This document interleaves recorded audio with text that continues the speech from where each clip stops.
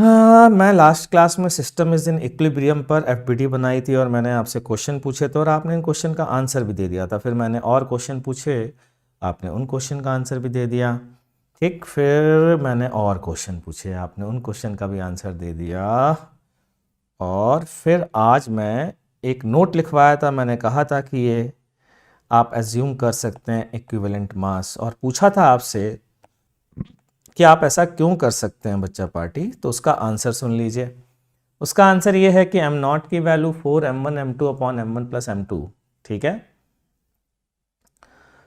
जो जो लिखी थी मैंने, वो क्यों लिखी थी ध्यान से सुनिएगा। मान लीजिए ये ए एक्सीलरेशन से ऊपर जा रहा है, तो ये पुली भी ए एक्सीलरेशन से नीचे जाएगी बच्चों, जाएगी कि नहीं जाएगी, है ना। अरे जाएगी ना यार। तो ये जाहिर सी बात है, अगर यहाँ टेंशन टी है तो यहाँ पर टेंशन 2t होगी कि नहीं होगी, होगी भाई। ठीक है, अच्छा अब ये 2t टेंशन जो है वो अगर हम निकालते हैं आगे चल करके, मैं इसको कैलकुलेट करूंगा with the help of pseudo force, थोड़ा इजी हो जाएगा। तो जब हम निकालते हैं वो 2t टेंशन, तो वो इस वैल्यू इंटू जी के बराबर आ जाती है। इस कारण से हम लोग, या जो आनी चाहिए, मतलब एम नॉट पार्टिकल अगर होता, एम नॉट पार्टिकल अगर होता इसकी जगह क्या होता, एम नॉट होता, तो जो टेंशन होनी चाहिए थी वही टेंशन इस समय भी है। अगर ऐसा हो जाए तो काम बन जाएगा ना।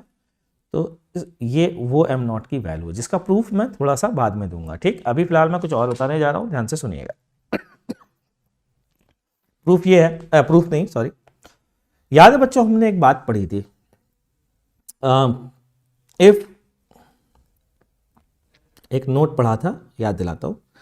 If tangential force, if tangential force acts on a string, if tangential force acts on a string, then difference of tension is equal to that tangential force। ठीक, ये मान लीजिए एक रोप है, ये एक रोप है। बताता हूँ मैं क्या कहना चाह रहा हूँ, ध्यान से सुनिएगा सभी लोग। मान लीजिए ये एक रोप है, कौन सी रोप है वो दिखा देता हूँ आपको। ये एक रोप है, ये एक रोप है। ठीक, इस रोप में बिल्कुल बता चुका हूँ, ये T1 है, ये T2 है, और टेंजेंशियल फोर्स लग रहा है इस साइड F। बस मैं रिपीट कर रहा हूँ बच्चों, ये मासलेस है, ध्यान रखिएगा। टेंजेंशियल फोर्स कैसे लगा सकते हैं, मैंने हाथ बनाया था, अगर याद हो आपको, ऐसे अंगूठा बनाया था, तो आपने कहा था अरे वाह, याद आया, ऐसे पकड़ने वाली बात बताई थी। तो T2 प्लस एफ बराबर T1, तो यहाँ से आ गया T1 minus T2 equals to F. ये बात मैं बता चुका हूँ। ठीक, अगर मैं अब आपको बता चुका हूँ तो मैं आपसे क्वेश्चन पूछने जा रहा हूँ, देखते हैं आप में से कितने लोग उस क्वेश्चन को सॉल्व कर सकते हैं। बहुत ही बेहतरीन क्वेश्चन है और आगे चल करके इस क्वेश्चन को करना बहुत ज़रूरी है आपके लिए। ठीक है, तो क्वेश्चन पहले सिंपल सा पूछ रहा हूँ। ठीक है, क्वेश्चन है कि ये एक पुली है, ये एक स्ट्रिंग है, सॉरी ये एक स्ट्रिंग है, यहाँ पर एक ब्लॉक लगा हुआ है बच्चों, और ब्लॉक का मास है 10 kg। ठीक है, सही। अच्छा, अब यहाँ पर एक भाई साहब हैं, और वो भाई साहब जो हैं इस पर टुक टुक टुक टुक टुक टुक टुक टुक एक्सरसाइज कर रहे हैं। कौन सी एक्सरसाइज कर रहे हैं, जो आप एक्सरसाइज देखते हैं हमेशा, मानी रस्सियों पर चढ़ते हैं फौजी वगैरह। तो ये जो है ना एक्सीलरेशन से चढ़ रहे हैं, और इनका acceleration 2 metre per second square है। क्लियर, आपको बताना है टेंशन की वैल्यू स्ट्रिंग के दोनों हिस्सों में, आदमी के ऊपर और नीचे। Find value of T1 and T2, find value of T1 and T2। Mass of the man is, mass of man की जरूरत पड़ेगी, तो मैन का मास 60 kg है, हल्का फुल्का आदमी है, ज़्यादा भारी नहीं है। ठीक, तो ये अपने दोनों हाथों से टक टक टक करके ऊपर चढ़ रहा है। ठीक, तो आप T1 एंड T2 की वैल्यू बताइए। चलिए शुरू हो जाइए, देखते हैं कितने लोग बता पाते हैं।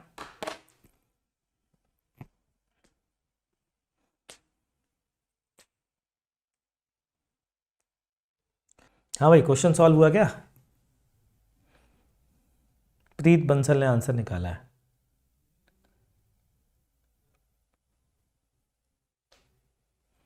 तो फिलहाल मैं देखें ज़रा ध्यान से 10 kg वाले का एफपीडी बनाता हूँ। नीचे की ओर 100 न्यूटन, ऊपर की ओर T2। ठीक है बच्चों, तो क्या ये इसका एक्सीलरेशन, क्या इसका कोई एक्सीलरेशन है? मैं 10 kg वाले का ब्लॉक बना रहा हूँ। ठीक है, ये ए ब्लॉक का नाम है। तो इसका एक्सीलरेशन 0 है, तो इक्वेशन आएगी T2 माइनस 100 बराबर कितना? 0। तो T2 की वैल्यू बोलो बच्चों 100 न्यूटन।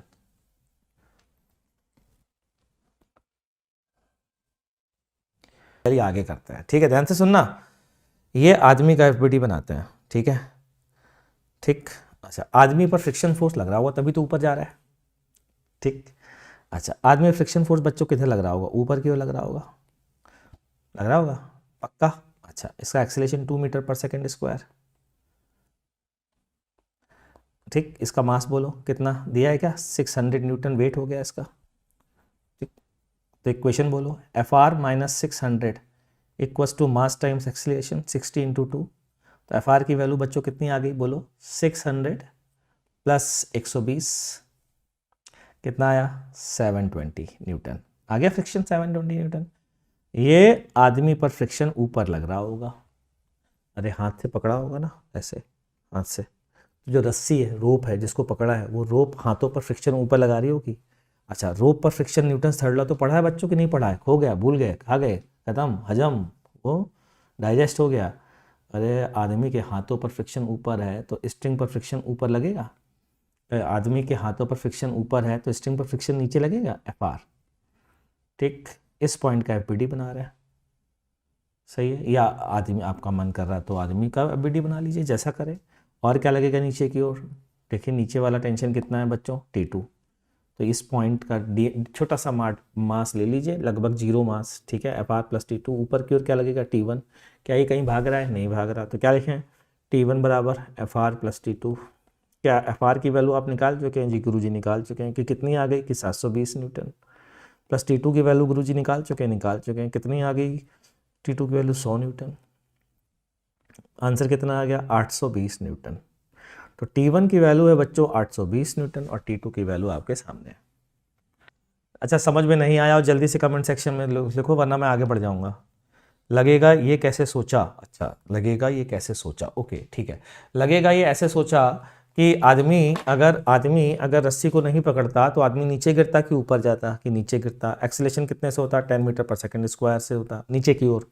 लेकिन क्वेश्चन में कितना दिया हुआ है? क्वेश्चन में दिया गया है 2 मीटर पर सेकंड स्क्वायर ऊपर की ओर। इसका मतलब आदमी पर कोई फोर्स लगेगा। कौन लगेगा?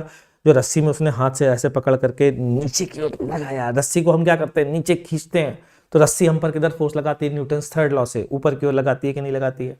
तो रस्सी ने हम पर फोर्स लगाया, फ्रिक्शन ऊपर की ओर। आदमी का एफबीडी। अच्छा, अगर आपको बिल्कुल समझ में नहीं आ रहा है, अभी भी डर लग रहा है, तो एक और तरीका बताता हूँ सोचने का। वो तरीका ये है, सराउंडिंग्स बोलो आदमी की। आदमी की सराउंडिंग कौन है? एक तो कॉन्टैक्ट वाली और दूसरा आदमी जिसकी फील्ड में है। तो कॉन्टैक्ट किसके? रोप के। और क्या है? और है ग्रेविटी, ग्रेविटेशनल फोर्स। तो 600 न्यूटन हो गया। अब ये सोचो कि अगर इसको भूल जाओ, इसको नहीं, ये नहीं पता, मान लो 600 न्यूटन नीचे लग रहा है फिर भी ये ऊपर जा रहा है। तो बताइए कि जो दूसरा वाला इन्वायरमेंट है, सराउंडिंग है, वो किधर फोर्स लगाए ताकि ये ऊपर जाए? जाहिर सी बात है ऊपर लगाए। ऐसे पता किया मैंने, फ्रिक्शन ऊपर की ओर लगेगा। अब इक्वेशन लिखिए, एफ आर माइनस 600 बराबर मास इंटू एक्सीलरेशन 60 इंटू 2। तो एफ आर की वैल्यू कितनी आ गई? इधर से इधर ले गए, 600 प्लस 6 दूनी 12, 120। तो ये आ गया 720।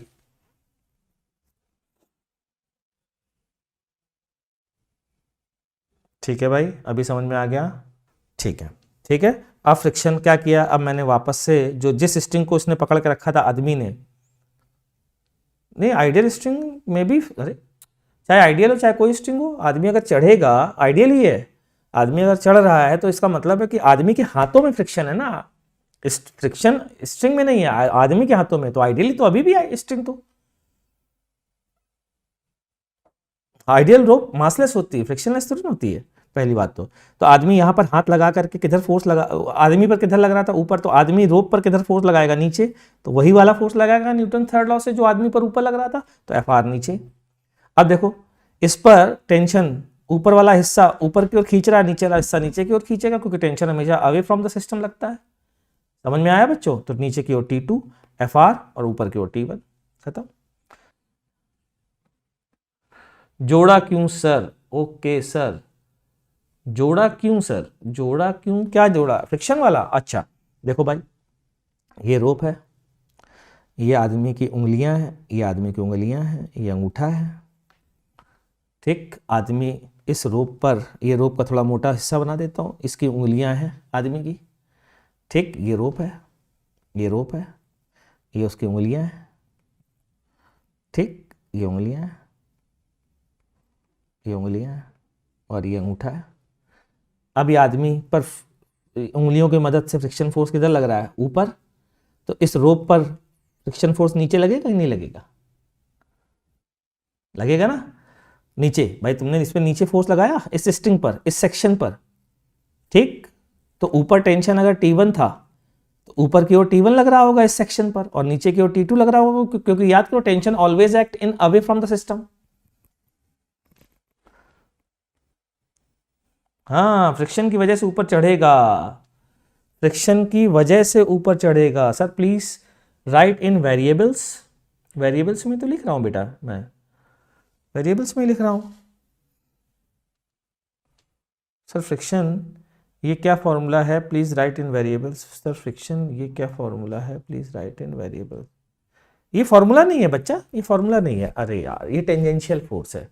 तुम फ्रिक्शन के नाम से डर गए, अब समझ में आ गया मुझे तुम्हारी पर मान लो ये फ्रिक्शन नहीं है, ये कोई टेंजेंशियल फोर्स है। आदमी जब रोप पे चढ़ रहा है ना, अब रोप को जब उसने पकड़ के रखा तो तेल डाल दो रोप में, क्या होगा?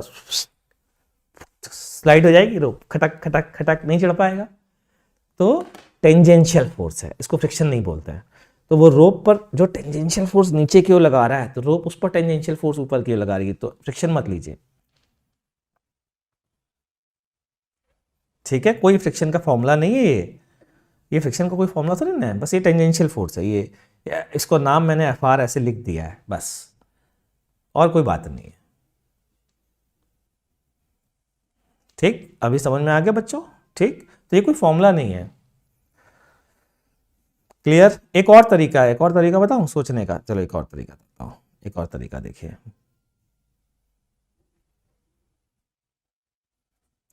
देखो एक और तरीका, ये ये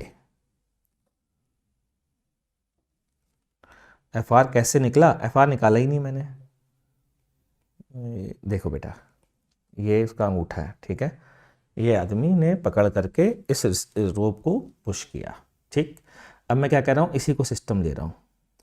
ये रोप गई है, ये रोप है, ये रोप है, ये रोप है, ये रोप है। मैं क्या कर रहा हूँ, आदमी प्लस रोप का ये हिस्सा सिस्टम ले रहा हूँ। आदमी, मैन इसमें कहीं है, पता नहीं कैसा है, प्लस रोप का हिस्सा, कौन वाला? ये वाला हिस्सा, ठीक। ध्यान से सुनना, इधर बोलो T1, इधर बोलो T2, ठीक। तो FBD बना रहा हूँ, FBD आदमी की। आदमी पर नीचे क्या लगेगा? बोलो बोलो बोलो, आदमी का mg लगेगा कि नहीं लगेगा? अच्छा, एक्सीलरेशन आदमी का ऊपर a है, इक्वेशन बोलो क्या लिखेंगे? T1, कोई फ्रिक्शन विक्शन नहीं, T1 minus T2 equals to, जल्दी बोलो, T1 minus T2 minus mg, अरे T1 minus T2 minus mg equals to mass times acceleration. बच्चा पार्टी, अब तो सही है। अच्छा, अब T1 की वैल्यू देखो क्या निकालने हैं। T2 की वैल्यू निकाल चुके हैं 100, ठीक। प्लस ये सब इधर आ गए तो प्लस में आ जाएंगे। mg का मतलब बोलिए, आदमी का मास कितना दिया है? 60, तो 600 आ गया, प्लस मास टाइम्स एक्सीलरेशन, आदमी का मास है 60 इंटू 2। अब देख लिए, अब समझ में आया कि नहीं आया? चेक करिए, जो अभी समझ में आया? आदमी प्लस रस्सी का वो हिस्सा जो आदमी की उंगली के अंदर है, ऐसा, ये वाला, ये ऐसे पकड़ा, ये ऐसे पकड़ा, ऐसे। तो इस पूरे को मैंने सिस्टम ले लिया, इस पूरे को, रस्सी का हिस्सा भी इसी के अंदर ले लिया। अदरवाइज क्या कहेंगे हम लोग? अदरवाइज जो पहला वाला मेथड था उसमें ये था कि आदमी इस पर नीचे फोर्स लगा रहा है, तो आदमी पर किधर फोर्स लग रहा है? ऊपर लग रहा है। अच्छा, मान लो ये स्प्रिंग होती और तुम इस पर ऐसे फोर्स लगाते, तो स्प्रिंग खींचती किधर की ओर खींचती? ऊपर की ओर खींचती ना, तो ऊपर टेंशन बढ़ती ना बच्चों। और जो मैंने बात बताई थी, टेंजेंशियल फोर्स टेंशन के डिफरेंस के बराबर होता है, तो टेंजेंशियल फोर्स का नाम मैंने FR लिखा हुआ है। हाँ, दोनों मेथड से समझ में आ गया, बहुत भाई। Sir explain in English please, I am Arab. Sir explain please, I am Arab and I learn India curriculum in Kuwait, please my name is Shija, we shine 10। भाई इंग्लिश में तो नहीं बता पाऊंगा क्योंकि यहाँ के बच्चों को फिर समझ में नहीं आएगा, पूरा इंग्लिश तो नहीं बोल पाऊंगा, लेकिन हाँ बस डेफिनेटली मैं बीच बीच में आपसे इंग्लिश में चर्चा करूंगा। क्या बच्चों ये समझ में आ गया? ठीक है, चलिए अब आपसे एक क्वेश्चन पूछता हूँ, देखते हैं कितने बच्चे कर पाते हैं। ध्यान दीजिएगा जरा। क्वेश्चन है ये कि मान लीजिए ये एक ब्लॉक है और ये ब्लॉक जो है ना बच्चों, ये 10 kg का है, या इसको लिख देते हैं, इस ब्लॉक को हम लोग 30 kg का, ठीक, 30 kg का ब्लॉक है, 30 किलोग्राम। अच्छा, दूसरा यहाँ कोई ब्लॉक नहीं है। ओके, सो हमने इसको क्या किया, एक बच्चे को लटका दिया। अभी बच्चे ने एक मास बोला था ना, कितना बोला था? 40 kg। Okay, now the mass of the boy is 40 kg, ठीक। और बॉय जो है वो ऊपर की ओर भाग रहा। भाई 40 था ना यार तेरा, कोई कह रहा था 40 है मेरा, 2 metre per second square, but this 2 metre per second square acceleration is with respect to rope. With respect to rope, man is climbing 2 meter per second square acceleration, ठीक। mass of the man is 40 kg। Clear? Question समझ में आ गया? Now find, with respect to का मतलब याद है, relative पढ़ा चुका हूं। Find acceleration of 30 kg mass. Sir ji थोड़ा लेट हो गया, आज बाहर गया था। कोई बात नहीं बेटा। Sir I didn't understand what you replied to my chat. Okay, we shine 10। I was telling you that I can't explain in English completely because here are the some student we cannot understand complete in English.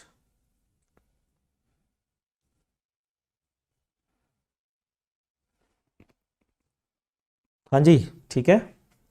Find acceleration of 30 kilogram mass. हो पाया कि नहीं हो पाया? जल्दी से कोशिश करो, देखते कितने लोग कर पाते हैं।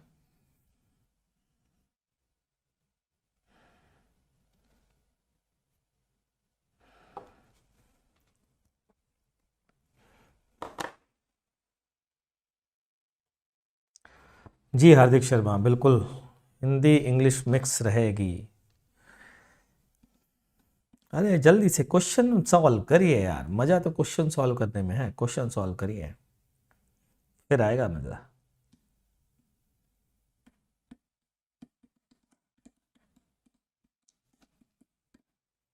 चलो सोच रहा हूं मैं ही बता दूं।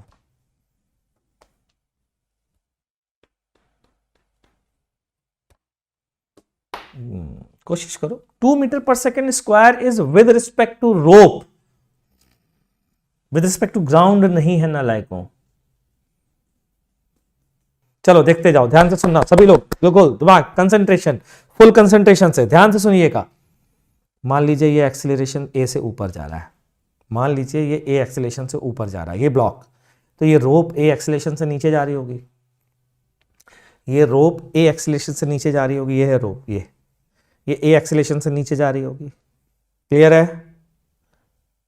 क्लियर है? हाँ बेटा खत्म हो जाएगी, निधि खत्म हो जाएगी। सुनो सर, आइसोटोप समझा दो, तुम्हारी ऐसी तैसी कर चल।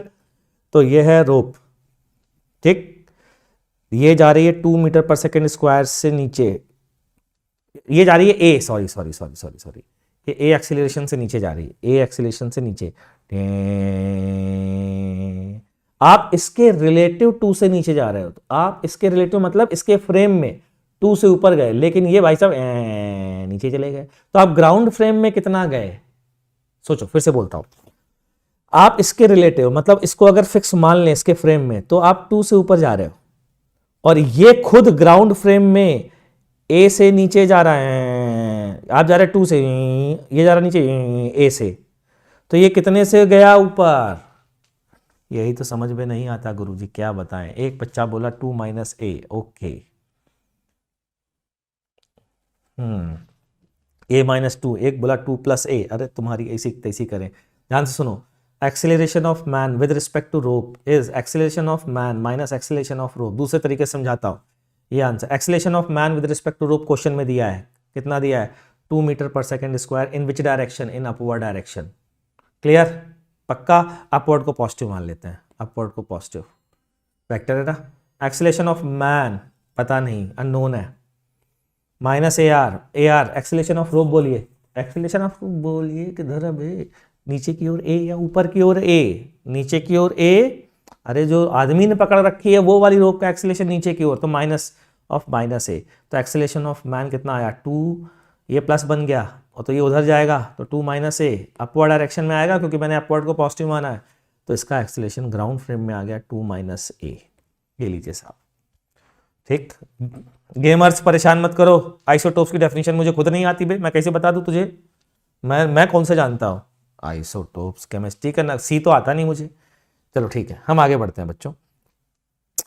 तो अब इक्वेशन लिखने जा रहा हूं, इसकी इक्वेशन बोलो, मान लेते टेंशन टी है, ठीक। ये आदमी, इसके नीचे वाली स्ट्रिंग में कोई टेंशन है क्या, नहीं है, जीरो है ना, ठीक है। चलिए उसकी इक्वेशन बोलिए, ब्लॉक की इक्वेशन, टी ऊपर, नीचे की ओर बोलिए block block block block block block block block 30 का मतलब कितना, 300 न्यूटन, ऊपर की ओर एक्सीलरेशन ए, इक्वेशन बोलिए टी माइनस 300 बराबर 30 इंटू ए, इक्वेशन 1। अरे सॉरी, सुन लिया बे, तुम रुला काहे रहे हो, अब क्या आंसू दिलवाओगे हमारे, टी माइनस 300 बराबर 30 ए, ठीक। अब आ जाओ आदमी प्लस, जो अभी सिखाया था मैंने, क्या सिखाया था, आदमी प्लस वो स्ट्रिंग का हिस्सा जो आदमी के हाथ के बीच में है, उसका एफबीडी बनाइए। ऊपर की ओर टेंशन कौन वाला, यही वाला, कि ये वाला क्यों, क्योंकि देखिए जरा ध्यान से, ये टेंशन दोनों साइड टी और टी सेम है बे, यहाँ टेंशन जीरो है, ये ढीली स्ट्रिंग पड़ी होगी, इसके नीचे कुछ लटक नहीं रहा, कि कैसे, कि इधर एफबीडी बनाओ, मास कितना है, जीरो, तो टेंशन की वैल्यू कितनी हो गई, जीरो, ठीक है। अच्छा, नीचे टेंशन कोई नहीं है, ठीक। ऊपर एक्सीलेशन है भाई साहब का, कितना है भाई साहब का एक्सीलेशन, चेक करो भाई साहब का एक्सीलेशन कितना है, अभी अभी निकाला है, 2 माइनस ए इन अपवर्ड डायरेक्शन, 2 माइनस ए इन अपवर्ड डायरेक्शन। भाई साहब का मास बोलिए, भाई साहब दुबले पतले हैं, ध्यान रखिएगा, थोड़ी देर पहले ही बात चल रही थी, भाई साहब दुबले पतले हैं, 400 न्यूटन के, और कोई फोर्स नहीं है। इक्वेशन बोलिए, इक्वेशन आएगी टी माइनस 400 बराबर, भाई साहब का मास कितना है, 40 इंटू 2 माइनस ए, क्या है बच्चा पार्टी, सही है। अब जरा सब्ट्रैक्ट कर दीजिए, इसमें से इसको सब्ट्रैक्ट कर दीजिए, सब्ट्रैक्ट करना आपको आता नहीं वो एक अलग बात है, माइनस प्लस माइनस ये कैंसिल हो गया, ये कितना बचा 100, यहाँ से कितना आया 30 ए माइनस 80, माइनस माइनस प्लस 40 ए, तो ये कितना बचा 30 और 40 कितना हुआ अभी 70 ए, और 100 प्लस 80 कितना हो गया 180, एक्सीलरेशन की value 18/7 metre per second square, ये है आंसर। अच्छा चलो, एक क्वेश्चन दे रहा हूँ होमवर्क, जो कल की क्लास में डिस्कस करूंगा, ठीक है, इसी पर भेज देखते हैं कितने लोगों को आया। सर 2025 के बैच के बारे में कुछ बता दो। अरे बिल्कुल बताऊंगा यार, चिंता मत करो, लॉन्च होने वाला है, ठीक है। फिलहाल तो ध्यान से देखिए जरा, ये है पुली, हम्म, और ये है रोप, ये है दूसरी रोप,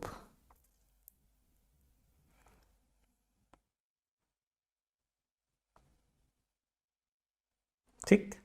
अच्छा, इस साइड 40 केजी का आदमी है, 40 केजी का आदमी है, ठीक है। इस साइड 50 केजी का आदमी है, 50 केजी का आदमी है। ये 1 मीटर पर सेकेंड स्क्वायर से ऊपर जा रहा है with respect to rope, with respect to rope, और ये भाई साहब जा रहे हैं 2 मीटर पर सेकेंड स्क्वायर से with respect to rope again, ठीक। Find acceleration of both man with respect to earth, earth के रिलेटिव दोनों के एक्सीलरेशन बताइए, ठीक है, दोनों के आपको अर्थ के रिलेटिव बताने हैं, ठीक है।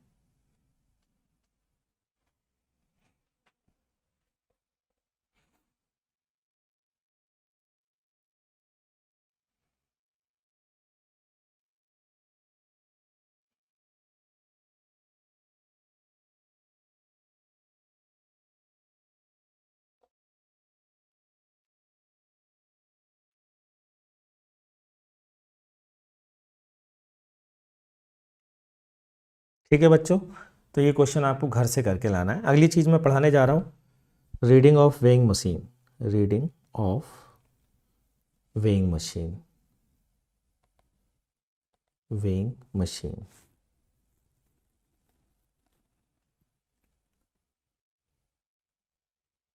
चलिए, रीडिंग ऑफ वेइंग मशीन के बारे में एक बात जान लीजिए। Reading of weighing machine, reading of weighing machine, उसी के आगे लिख देता हूँ, क्यों दोबारा लिख रहा हूँ, is equal to normal contact force,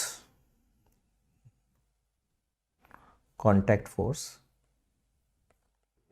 divided by g. This is called reading.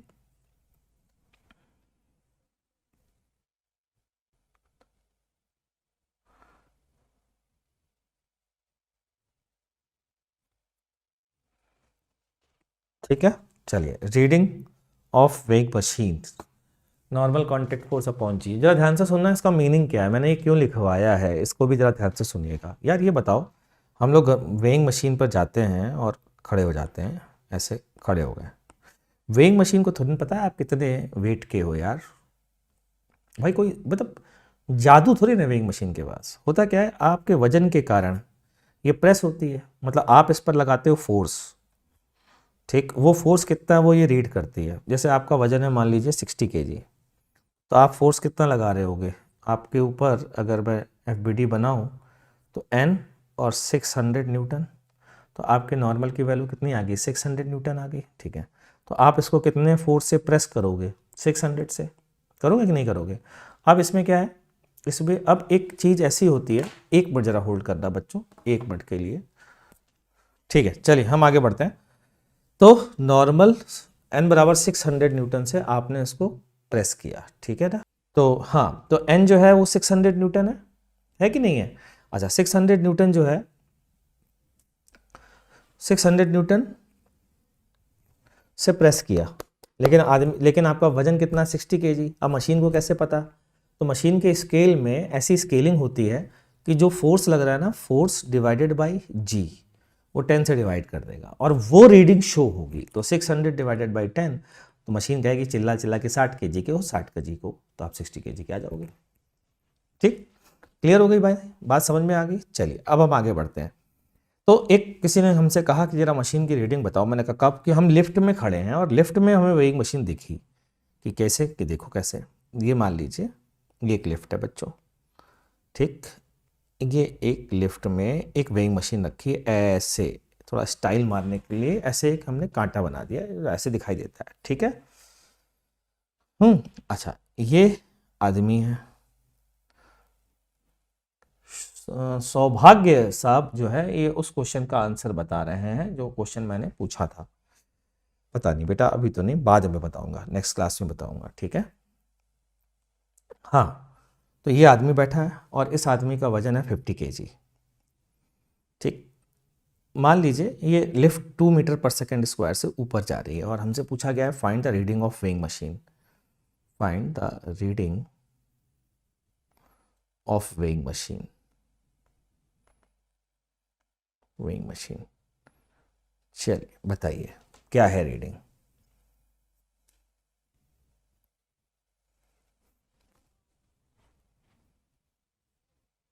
चलिए मैं भी देखता हूँ, नॉर्मल की वैल्यू निकालता हूँ। ठीक है, ये आ गया 500, ऊपर की ओर नॉर्मल, ऊपर की ओर एक्सेलेरेशन कितना, 2 metre per second square. Equation बोलिए, n-500 बराबर बोलिए मास टाइम्स एक्सेलरेशन, 15 × 2 कितना आया, 100। ठीक, तो n बराबर 500 को उस साइड ले जाएंगे, तो 100 + 500 बोलिए कितना आया बच्चों, जल्दी से 600 न्यूटन आया कि नहीं आया। वेइंग मशीन न्यूटन में आंसर नहीं बताती है, तो क्या करते हैं रीडिंग के लिए, डिवाइड कर देते हैं, किससे, जी से। जी की वैल्यू कितनी, 10, 60 kg इज द आंसर। ठीक, तो आंसर कितना आया बच्चों, 60 kg। क्लियर है जी, ठीक है। अगली चीज पढ़ने जा रहे हैं हम लोग, tension in a heavy string, tension in a heavy string. एक हैवी स्ट्रिंग में टेंशन कितनी होती है, अपन ये पढ़ने जा रहे हैं, ठीक है। ध्यान दीजिएगा जरा बच्चों। तो क्या है, कैसे, पर आपको बता तो चुका हूँ, लेकिन एक एग्जाम्पल लेकर के थोड़ा बेहतर समझाने की कोशिश कर रहा हूँ। अभी तक हम मासलेस स्ट्रिंग लेते थे बच्चों, ठीक है। तो स्ट्रिंग किसी ने कहा हैवी है, अब क्या करो गुरुजी, तो करके देख लेते हैं यार बना करके। मान लीजिए बच्चों ये 5 kg का एक ब्लॉक है, ठीक है, और ये एक रोप है जिसका मास है, इस रोप का मास है 4 kg। ऐसे दिखाने के लिए ये एरो बनाया, ठीक है। ठीक है, मान लीजिए इसकी लेंथ जो है बच्चों, इसकी लेंथ है 1 मीटर की, ठीक है। इसमें 2 पॉइंट हैं, ए है।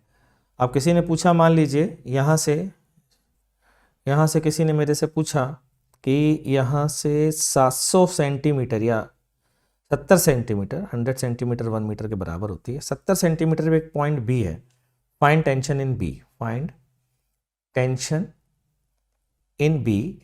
अगर यहाँ पर 16 न्यूटन का फोर्स लग रहा है, अगर यहाँ 16 न्यूटन का फोर्स लग रहा है, तो 16 न्यूटन का अगर फोर्स लग रहा है, तो 16 न्यूटन का अगर फोर्स लग रहा है तो पॉइंट बी पर टेंशन की वैल्यू क्या होगी, ये आपसे पूछा गया। चलिए बताइए भाई, पहले आप कोशिश करिए फिर मैं बताऊंगा, क्योंकि मैं टेंशन की डेफिनेशन में आपको बता चुका हूं, इसलिए कोशिश करिए, पहले फटाफट कोशिश करिए, जल्दी से फटाफट टेंशन की वैल्यू याद करो।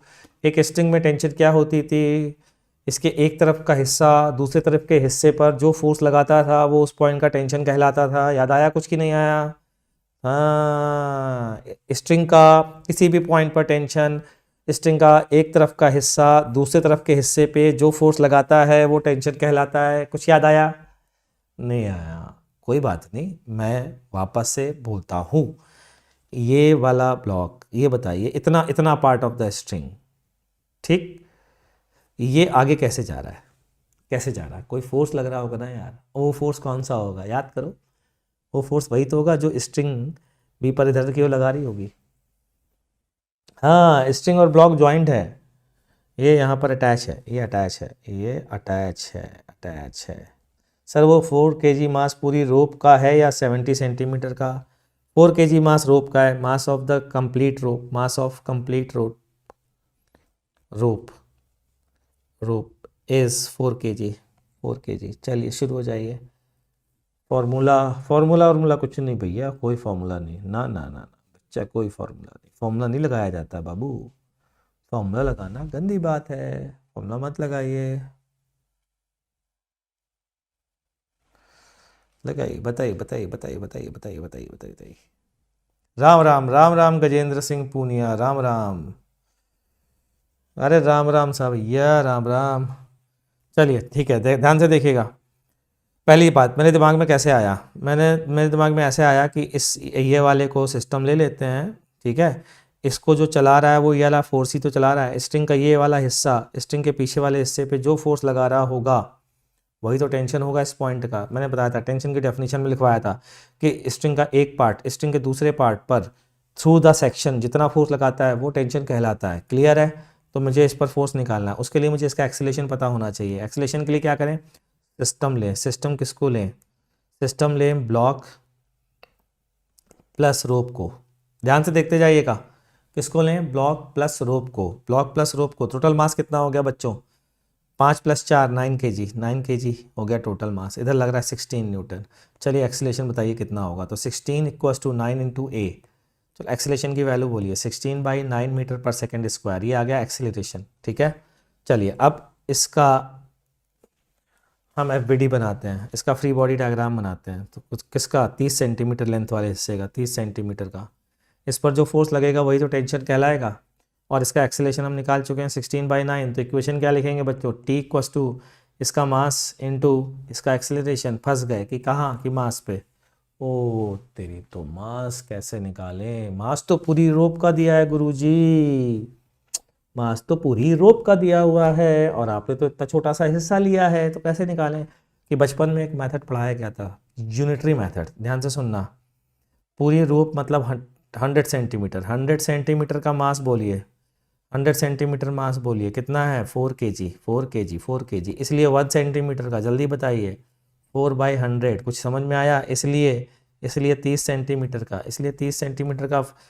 4/100 × 30, ये लीजिए साहब, 12/10 यानी कि 1.2 किलोग्राम, ये मास आ गया रोप का। इस मास की वैल्यू को उठा करके यहाँ पर पुट कर दीजिए और देखिए क्या आंसर आता है। तो T इक्वस टू 1.2 इंटू 16/9, तो ये आ गया 0.4, ये आ गया 3, ये आ गया 6.4/3 न्यूटन। ये है आंसर, ये है टेंशन की वैल्यू जो आप में से किसी से नहीं आई थी। गजेंद्र सिंह पूनिया का बर्थडे है, हैप्पी बर्थडे बच्चा।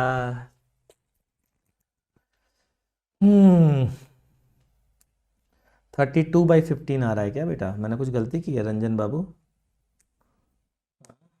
मेरा बर्थडे है, हैप्पी बर्थडे बोल दिया है बेटा आपका गजेंद्र बाबू।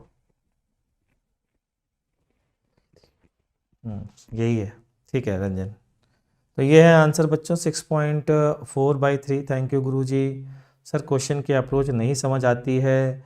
सेम है बेटा, क्वेश्चन की अप्रोच समझ में ना आने का कारण बहुत सिंपल है बच्चा, और वो ये कि आप थ्योरी का रिवीजन प्रॉपर नहीं कर रहे हैं, और थ्योरी का रिवीजन नहीं करेंगे, आपके टिप पर थ्योरी नहीं होगी। फटाफट बार बार जब आप क्लास में बैठें तो न्यूटन्स लॉज ऑफ मोशन की पूरी पूरी थ्योरी रिवाइज करके आएँ। अगर नहीं करके आएंगे बेटा तो आपको नई अप्रोच चमकेगी नहीं। आप मतलब मेरे लिए ये नई बात नहीं है, होता है बेटा, बहुत बच्चों के साथ ऐसा ही होता है, और उन सारे बच्चों के साथ होता है जो थ्योरी का रिवीजन करके नहीं आए। सर आप क्लास 12th भी 11th का लास्ट तक करवाओगे? हाँ सब कुछ करवाएंगे, और क्या यार सर, और क्वेश्चंस? हाँ हाँ बिल्कुल देता हूँ, बिल्कुल लास्ट क्वेश्चन आपको देने जा रहा हूँ, ठीक है। अगला क्वेश्चन, चलिए एक और क्वेश्चन देता हूँ। ये है 1 kg,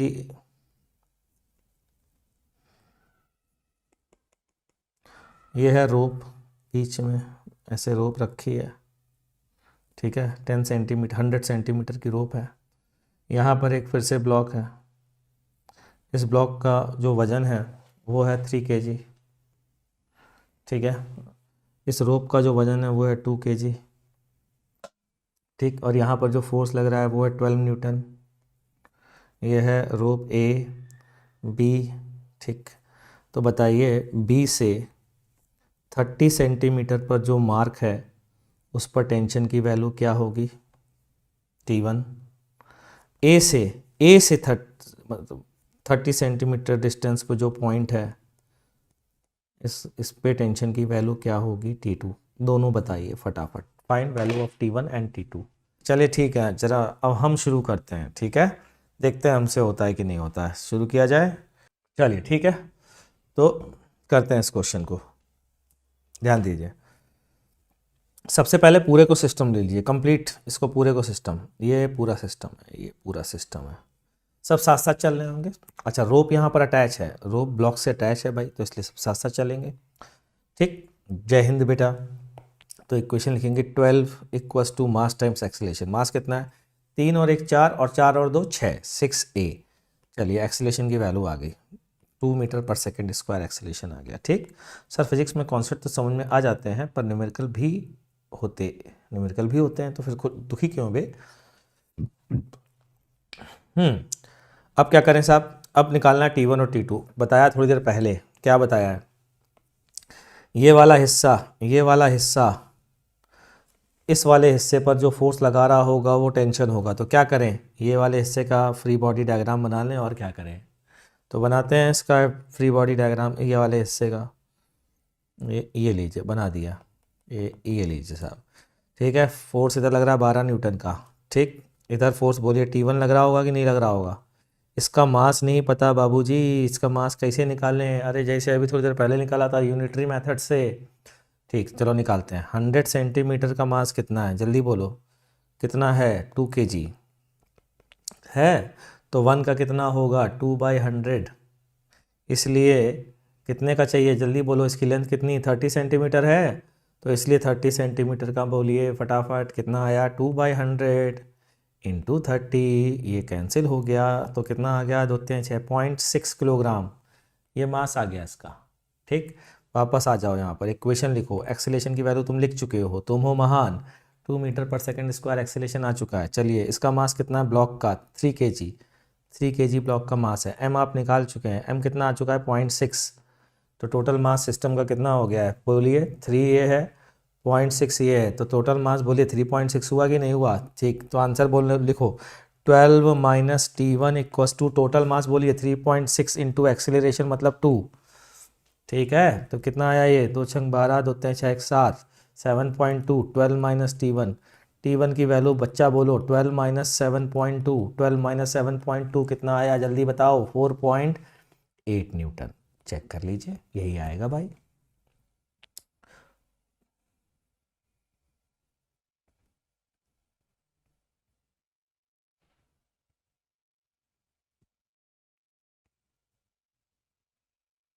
T2 कैसे निकालें, T2 किसको FBD बनाए, T2 में इसको FBD बना देते हैं, ये T2 में सिस्टम ले लेते हैं इसको, ये वाले को, ठीक है। चलो इसको सिस्टम ले, इसका 30 सेंटीमीटर का मास तो 0.6 आ ही चुका है, ठीक है। तो सिस्टम लेते हैं, 1 kg इसका मास है और 0.3 इसका है। यहाँ पर आ गया T2, बस और कुछ है नहीं।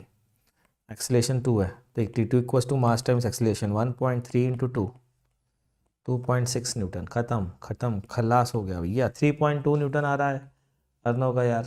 अरे मेरा फिर गलत कैसे आ रहा है, 1 kg मास है ना यार उसका, 1 kg, और ये कितना है 0.6 kg, अच्छा 1.6 है, सॉरी सॉरी सॉरी सॉरी, बिल्कुल सही है, आप लोग का सही है। तो ये कितना आ गया, 3.2 न्यूटन। बिल्कुल ठीक है बच्चा, बिल्कुल ठीक है। चलिए अभी समझ में आ गया, चमक गया चमक गया चमक गया चमका चमका चमका चमका चमका चमका। अब हम पढ़ने जा रहे हैं आइडियल स्प्रिंग। क्या होती है आइडियल स्प्रिंग बच्चा पार्टी, आज हम पढ़ेंगे। एंड स्प्रिंग फोर्स, ये आखिरकार स्प्रिंग फोर्स कैसा होता है, खतरनाक होता है या फिर ये हल्का होता है या ये आसान होता है। ठीक है, ये हमारे सिलेबस में होता है, पहली बात तो ये जान लीजिए। अब सिलेबस में होता है तो ये सब चीज़ें तो चलती रहेंगी, ठीक है।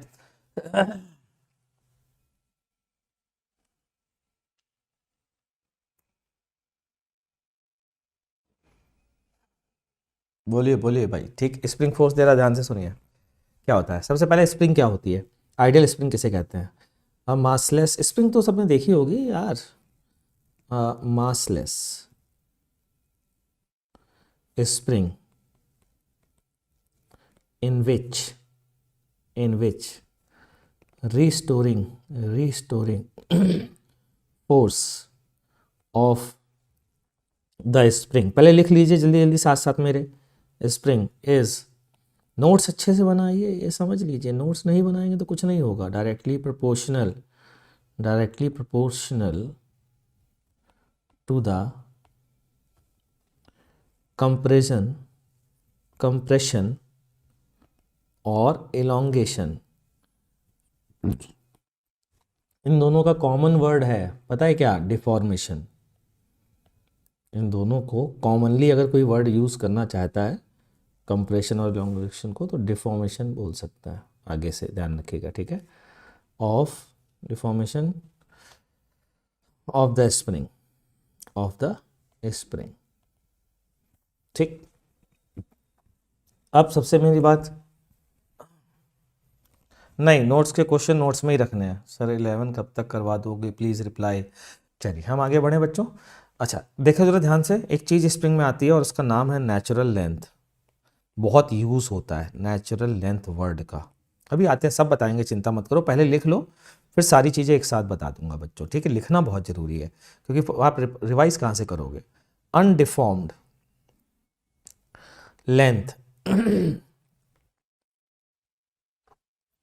is called natural length. Undeformed length is called natural length. 15 फरवरी से बोर्ड 15 फरवरी से 10 तक। सर स्प्रिंग फोर्स स्प्रिंग खुद लगाएगा अपने पे या वो मास जिससे वो कनेक्टेड है। बहुत बढ़िया बहुत बढ़िया। अभी आते हैं इस बात पर। It's called natural length of the spring,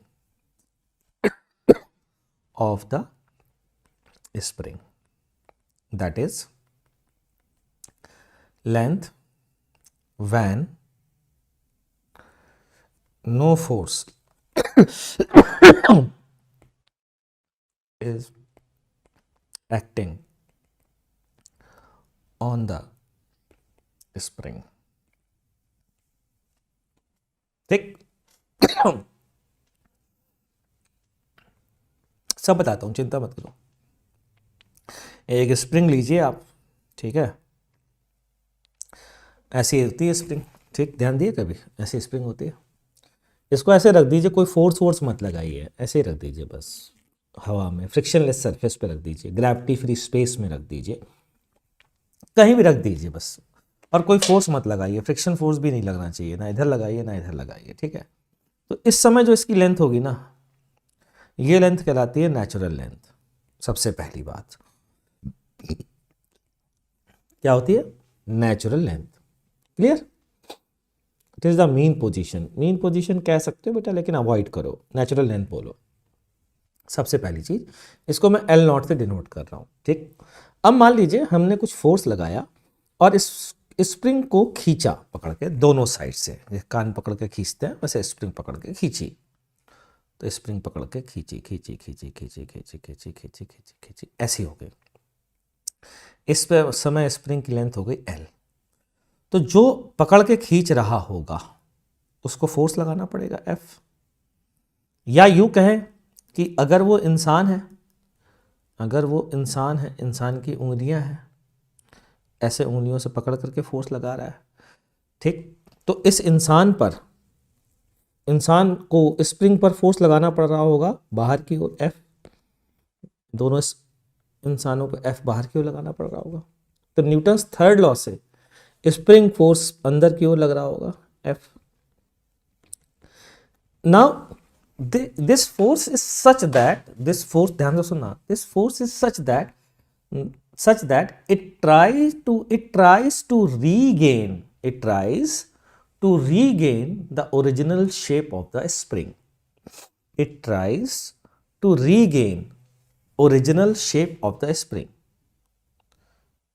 मतलब सर देखो, मतलब सुनो, मतलब ये है कि अगर हमने बाहर की ओर खींचा तो स्प्रिंग फोर्स ऐसा लगेगा कि अपनी नेचुरल लेंथ को वापस लाए, तो उल्टा, ठीक है। ध्यान से सुनना, एक और बात, अगर हमने कंप्रेस किया, मतलब हमने ये L1 बोल देते हैं, हमने इसको ऐसे दोनों एंड पकड़ करके हमने ऐसे फोर्स लगाया F, इस आदमी ने लगाया, कोई आदमी मान लो F लगा रहा है, तो न्यूटन्स थर्ड लॉ से स्प्रिंग किधर फोर्स लगा रही होगी, आप इस पे अंदर की ओर लगा रहे होंगे, ठीक है, आपने लगाया अंदर की ओर, तो स्प्रिंग भी इस साइड बाहर की ओर लगा रही होगी आप पर कि नहीं, Fs। अब देखो जरा ध्यान से सुनना, जब हम स्प्रिंग पर अंदर फोर्स लगा रहे हैं तो स्प्रिंग पर फोर्स कैसा लग रहा है, ऐसा लग रहा है ताकि वो अपनी नेचुरल लेंथ पर वापस आ जाए, मतलब बाहर की ओर धक्का दे रही है। और जब हम उसके कान पकड़ के खींच रहे हैं बाहर की ओर, तो स्प्रिंग ट्राई कर रही है वापस से अपनी नेचुरल लेंथ में आने की। तो जब दबा रहे हैं तो भी वो वापस से नेचुरल लेंथ में आने की टेंडेंसी रख रही है, और जब खींच रहे हैं तो भी वो अपनी नेचुरल लेंथ में आने की टेंडेंसी रख रही है। इसलिए इस फोर्स को कहते हैं restoring force of the spring. Fs is called restoring force of the spring. Force restore of the spring मतलब अपनी पोजीशन को वापस से रीस्टोर करना चाहता है, ठीक, समझ में आ गई बात। मान लेते हैं ये लेंथ हो गई L2, ध्यान से सुनना, अब बड़ी मजेदार बात है। L1 मान लीजिए हमने कान जो पकड़े थे वो X खींच दी, उसमें स्प्रिंग को कितना खींच दिया, X। तो आइडियल स्प्रिंग वो होती है जो मासलेस हो, और जो स्प्रिंग फोर्स आया है ना, ये प्रोपोर्शनल टू X हो, इसका मैग्नीट्यूड, ठीक। जैसे दूसरे केस में अगर मैं इसकी बात करूं, इस केस की बात करूं, मान लीजिए L2 की वैल्यू L0 माइनस X है, तो आइदर कंप्रेशन और एलोंगेशन, डिफॉर्मेशन, मान लीजिए पहली बार में ये X1 था, ये X2 कर देते हैं, तो जब दबाया है मैंने L2 की वैल्यू X2 दबाया है, तो जो फोर्स लगा, स्प्रिंग ने कहा छोड़ो मुझे, तो जिस फोर्स से कहा छोड़ो मुझे वो X2 के प्रोपोर्शनल होगा,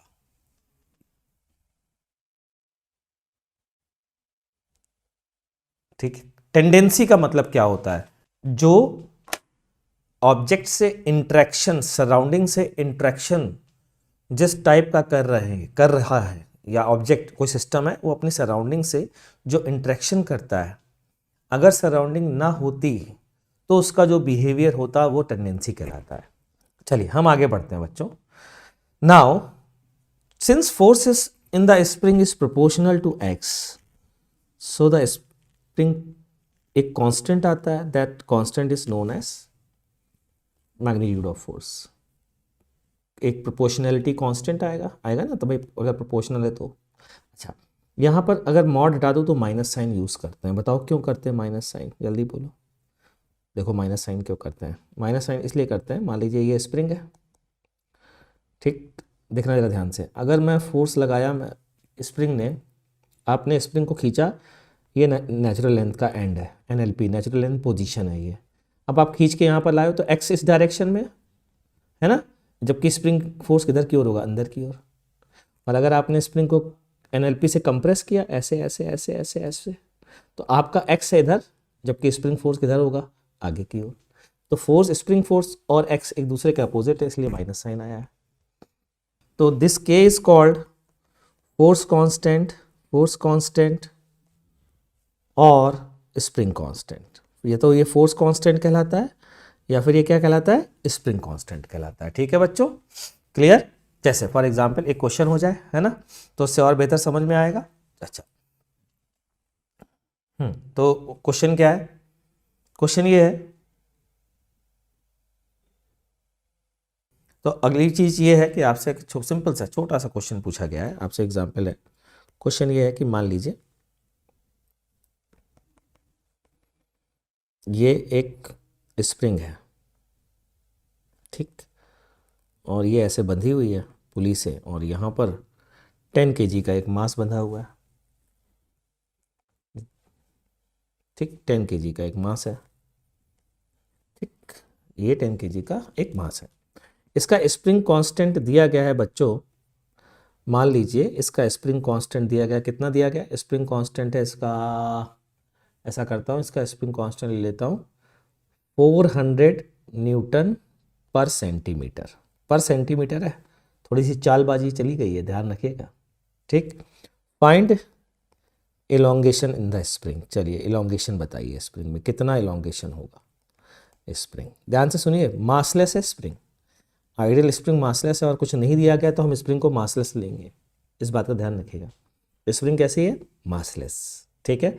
तो find elongation in the spring, spring में कितना इलोंगेशन होगा आपको ये बताना है, ठीक,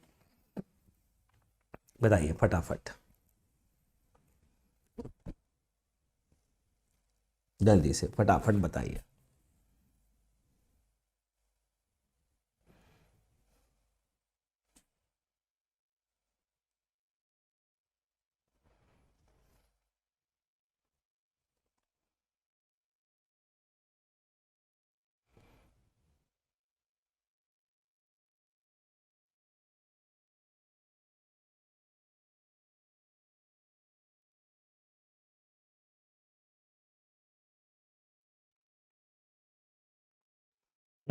तो देखिए भाई, अगर ये इक्विलिब्रियम में है तो यहाँ पर टेंशन की वैल्यू 100 न्यूटन होगी, होगी कि नहीं होगी, इसका और ये मासलेस है, तो मासलेस है तो इसका मतलब, और टेंशन की वैल्यू स्प्रिंग में याद है 100 न्यूटन ही रहती है, इसका मतलब टेंशन फोर्स 100 न्यूटन है।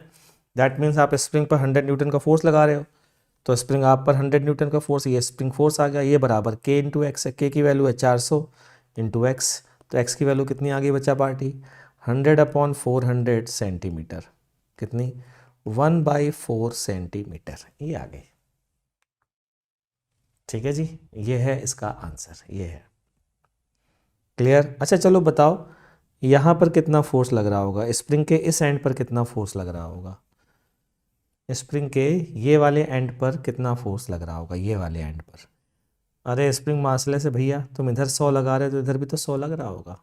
इस बात का ध्यान रख लेना, लोग गलती क्या करते हैं, लोग क्या सोचते हैं कि स्प्रिंग पे जो नेट फोर्स है, नेट फोर्स तो स्प्रिंग पे हमेशा 0 होगा। तो यहाँ पर जो F बराबर के एक्स आप लिखते हो, ये वन साइड फोर्स होता है, अगर आप बाहर से देख रहे हो स्प्रिंग में, है ना, इधर आप अगर लगा रहे हो Fs, तो ये वन साइड का फोर्स है, नेट फोर्स तो हमेशा ही 0 होगा। पता है क्यों, क्योंकि F नेट बराबर होता है बच्चों मास टाइम्स एक्सीलरेशन, और मास स्प्रिंग का 0 है, तो F नेट तो हमेशा ही 0 होगा। इस बात का ध्यान रखिएगा, ठीक है, इसकी गलती मत करिएगा, कई लोग करते हैं। तो हम आगे बढ़ें, आपसे एक क्वेश्चन पूछें, चलिए क्वेश्चन का आंसर दीजिएगा सभी लोग, ठीक, देखते हैं कितने लोग बता पाते हैं। क्वेश्चन वह है ये,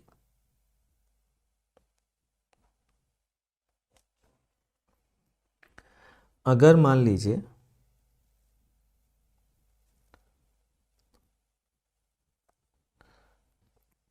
अब हम आगे बढ़ते हैं, ठीक। तो आगे की कहानी ये है, ध्यान से देखना जरा, देखते हैं कितने लोग कर पाते हैं। बहुत अच्छा क्वेश्चन है ये वाला। ये है पुली, ये है पुली, ठीक। यहाँ पर एक स्प्रिंग लगी है, ठीक है। ये 10 kg और ये भी है 10 kg। तो बताइए स्प्रिंग में इलॉन्गेशन कितना होगा यदि स्प्रिंग का कांस्टेंट 20 N/cm है तो। ये आपको बताना, ठीक है। Find elongation in the spring.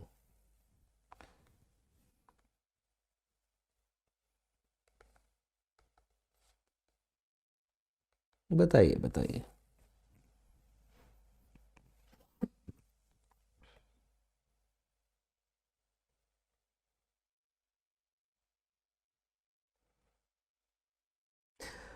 चलिए ये बताइए, इस समय सारा सिस्टम रेस्ट पर होगा, इस समय सारा सिस्टम रेस्ट पर होगा, ठीक है।